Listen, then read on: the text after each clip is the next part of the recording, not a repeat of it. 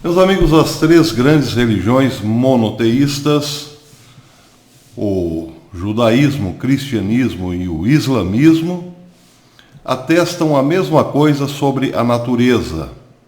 Ela é um ente criado por Deus e está absolutamente sob o controle de Deus. Por exemplo, no Salmo 66, melhor dizendo, se lê o seguinte: Ele, Deus, em seu poder governa eternamente, os seus olhos vigiam as nações, não se exaltem os rebeldes. No Salmo 24, lê-se, por exemplo: Ao Senhor pertence a terra e tudo o que nela se contém, o mundo e os que nele habitam. Em Marcos, no capítulo 4, versículo 41, nós lemos o seguinte: E eles, possuídos de grande temor, diziam uns aos outros: Quem é este, Jesus? Quem é este que até o vento e o mar lhe obedecem? Já no Alcorão, na Suratra 6, do versículo 59, lê-se o seguinte: Ele possui as chaves do incognoscível, coisa que ninguém além dele possui. Ele sabe o eu, há na terra e o eu que há na terra e no mar. E não cai uma folha de árvore, evidentemente, sem que ele disso tenha ciência. Não há um só grão no seio da terra, ou nada verde ou seco que não esteja registrado no livro lúcido, na razão de Deus. Já no capítulo 12 de São Lucas, versículo 7, diz Jesus: Até os cabelos da vossa cabeça estão todos contados. Bem, por que estou entrando nesse assunto? Porque no domingo de Páscoa, o Papa Francisco pediu uma conversão ecológica, pediu novamente uma conversão ecológica à humanidade. Pediu também uma conversão ao humanismo. Palavras bonitas, mas que dentro do contexto do pensamento do Papa Francisco, expressado já em Laudato Si, tem a seguinte conotação: Deus é uma coisa, a natureza é outra e o homem é ainda outra coisa. Estão completamente divorciados. Parece absurdo dizer isso, mas vejam o que disse Francisco quando perguntado numa entrevista publicada pelo The Tablet na quinta-feira santa, se a atual crise e a devastação econômica que está causando é uma chance de conversão ecológica. Francisco disse: há uma expressão em espanhol que diz: Deus sempre perdoa. O homem perdoa às vezes perdoa, mas a natureza nunca perdoa. E continuou dizendo: não respondemos às catástrofes parciais. Quem agora fala dos incêndios na Austrália, ou lembra que há 18 meses um barco poderia atravessar o Polo Norte porque todas as geleiras haviam derretido? Quem fala agora das inundações? Não sei se essas são vinganças da natureza, mas certamente são as respostas da natureza. Francisco está dizendo, portanto, que a natureza, independentemente de Deus, é um ente consciente ou senciente que toma decisões vingativas por conta própria contra aqueles que a maltratam. Para todo bom ecologista, esse é um discurso excelente. Mas vejam, há algo ainda melhor, digamos assim, do ponto de vista dos ecologistas. O apoio total de Francisco a uma conversão ao humanismo. O humanismo, a princípio, parece uma coisa muito boa, porque afinal preocupa-se com o homem, com a dignidade do homem.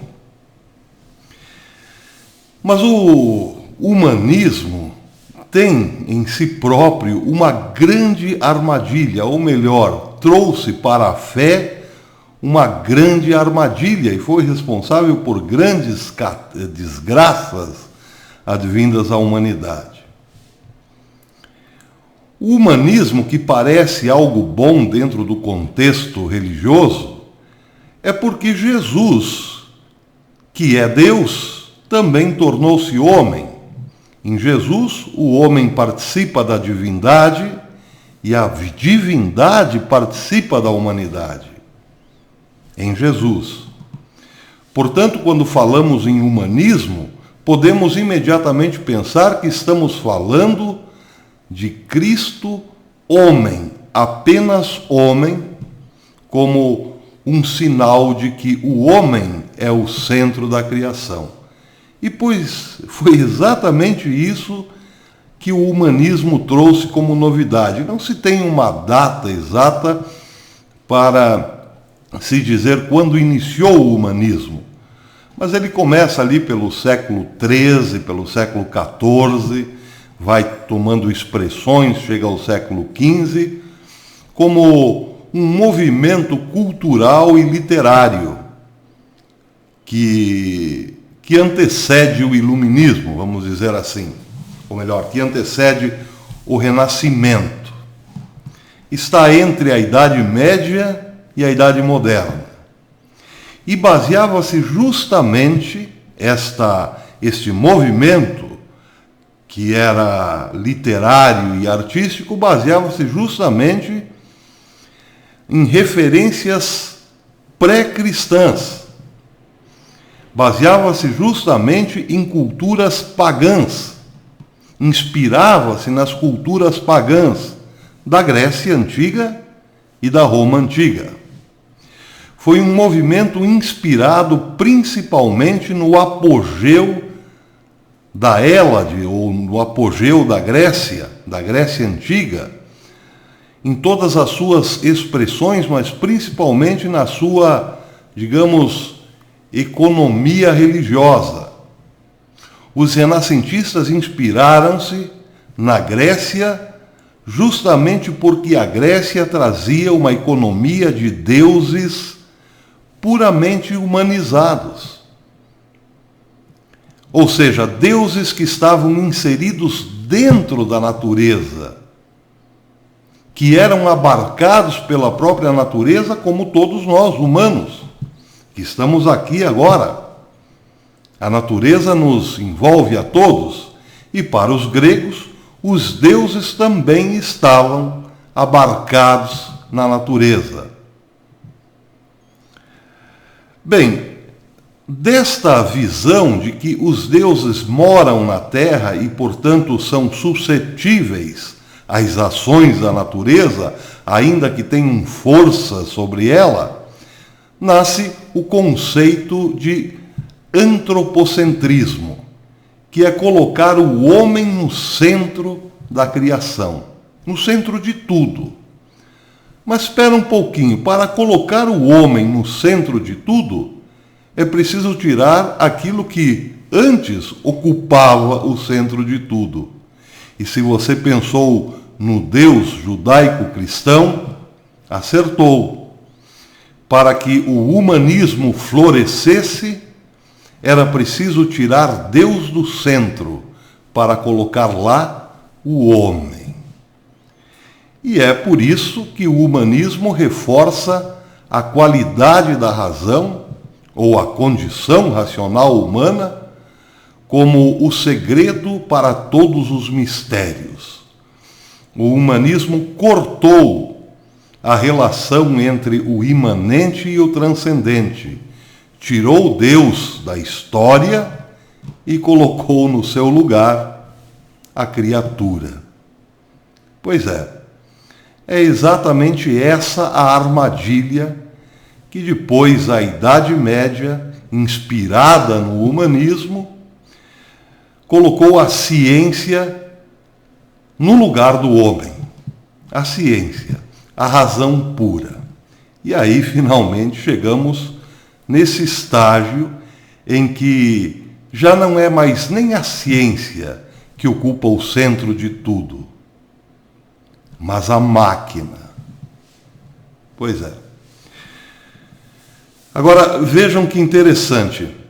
No centro de tudo isso está a volta ao paganismo. Ou melhor, o objetivo a ser perseguido aqui, com esse retorno do humanismo, é a volta aos valores pagãos, o culto às divindades naturais, o isolamento de Deus, ou a pura e simples negação de Deus, e a adoração à natureza, aos elementais, ao rio, ao mar, à árvore e assim por diante, como se fossem deuses.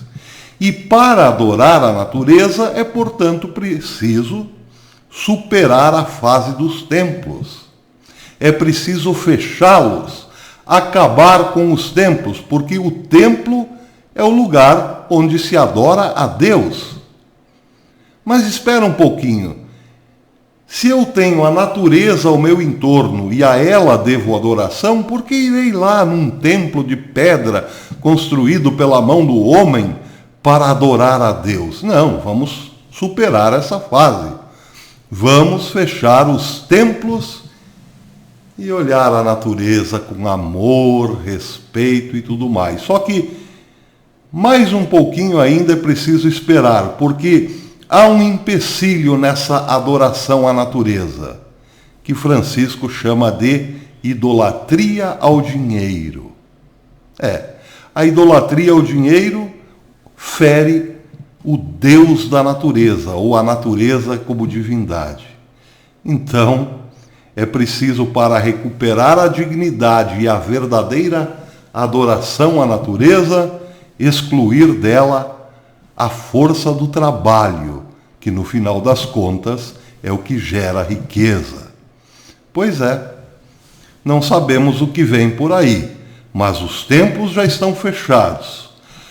A conversão à ecologia já está sendo espalhada pelo mundo inteiro, com grande acolhimento de pessoas entusiastas, de humanistas. Agora parece que só falta mesmo o fim do dinheiro. Pois é, mas aí é preciso perguntar, vamos sobreviver do quê, afinal? Até depois.